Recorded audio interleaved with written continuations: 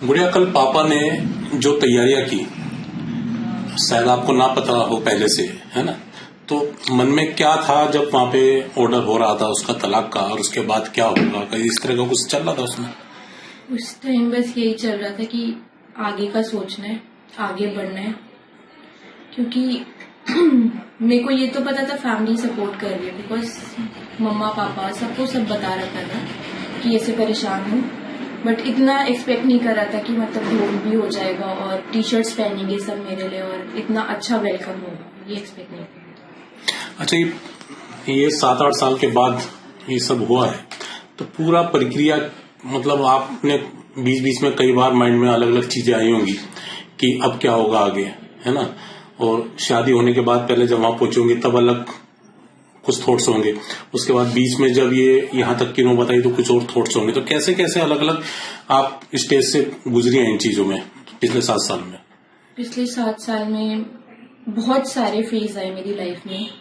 खुद ही उनको वो करा, अपने भाई को बताती थी मैं चीजें। बीच में मेरा 2021 में भी डाइवोर्स होने वाला था, but as he came back and said sorry, तो आई वेंट कि एक मौका और देना चाहिए, एंड मैंने ट्राई किया कि मैं अपनी फैमिली बचाऊं, बट वो पॉसिबल हुआ नहीं। देन फिर मेरे भाई की डेथ हो गई। मेरा जो बड़ा भाई था उसे मैं बहुत प्यार करती थी, एंड एक लड़की क्या सोचती है, पेरेंट्स के बाद भाई ही खड़ा है उसके साथ, पर मेरा तो भाई भी नहीं है, मेरे तो पेरेंट्स ही मेरा मॉरल सपोर्ट सब कुछ है।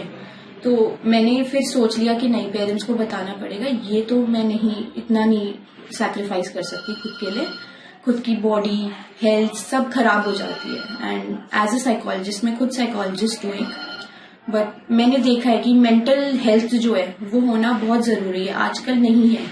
एंड ये थायराइड, बीपी, ये सब मेंटल हेल्थ के इश्यूज हैं जो बहुत आगे जाके गर्ल्स को प्रॉब्लम करते हैं, सफर करते हैं, उन्हीं को सफर करते हैं और कोई सफर नहीं करते इन चीजों। तो मेंटल हेल्थ सबसे ज्यादा ठीक होनी जरूरी है लेडी की आफ्टर मैरिज। तो इस दौरान बेबी भी है आपके पास, उसके बाद लगता था आपको चेंज हो जाएगा कुछ? मैं इसी वजह से ये सोच के रुकी थी, क्योंकि मेंटालिटी होती है ना गर्ल्स की कि हाँ बच्चा हो जाएगा, लड़का हो जाएगा तो ज्यादा प्यार करने लगेंगे, सपोर्ट करेंगे, बट ऐसा कुछ हुआ नहीं। ये सब सिर्फ थिंकिंग प्रोसेस है हमारा, ये चेंज नहीं है। अच्छा, उसके बाद जब वहां से आने के बाद फिर आपने खुद सोचा कि आगे की लाइफ कैसे रहेगा आगे का?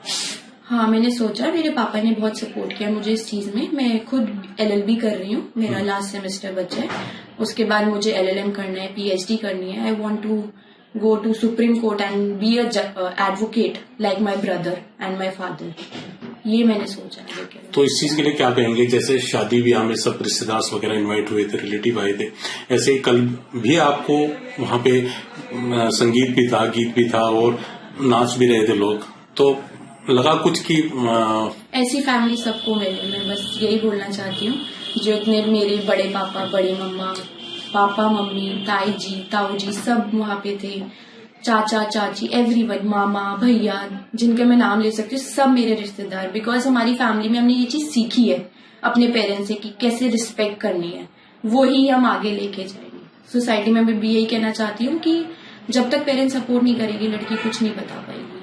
तो पेरेंट्स को बहुत सपोर्ट जरूरी है इन चीजों में। तो जैसे कि मैं सो रहा हूँ तो पिताजी को जगाना है मुझे, तो वो डायरेक्ट उठाने के बजाय, और हिंसा की परंपरा मेरे यहाँ नहीं थी सौभाग्य से, तो वो क्या करते थे कि उस कमरे में आ जाएंगे या बाहर से गुजरेंगे और चौपाई बोलेंगे, प्रात काल उठ गए रघुनाथा